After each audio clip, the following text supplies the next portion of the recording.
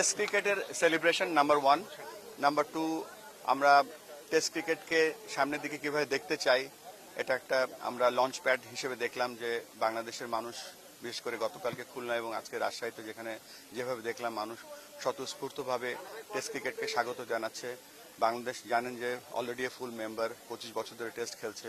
আমরা এই আয়োজনটা সবসময় করতে চাই, এটা একটা অংশ। আর একটা হচ্ছে যে আপনারা জানেন যে আমরা ক্রিকেটকে ডিসেন্ট্রালাইজ করতে যাচ্ছি এবং সব জায়গায় আমরা ছড়িয়ে দিতে যাচ্ছি। সেই ছড়িয়ে দেওয়ার একটা অন্যতম কারণ আজকে আমাদের এখানে আসা এবং আপনাদের যারা কর্তৃপক্ষ এখানে আছেন তাদের সাথে আমরা কথা বলবো কিভাবে এখানে ক্রিকেট আরো বেশি খেলা হতে পারে, কিভাবে রাজশাহী থেকে আরো জাতীয় দলের খেলোয়াড় আপনারা উপহার দিতে পারেন, কিভাবে বাংলাদেশ ক্রিকেটকে আপনারা সাহায্য করতে পারেন সেই ব্যাপারেও আমরা আলোচনা করব। তার সাথে সাথে এটুকু বলতে চাই যে আপনাদের যে উৎসাহ উদ্দীপনা, আপনাদের যে সাপোর্ট ক্রিকেটের প্রতি, বাংলাদেশের প্রতি আমরা দেখে অভিভূত হয়ে গেছি।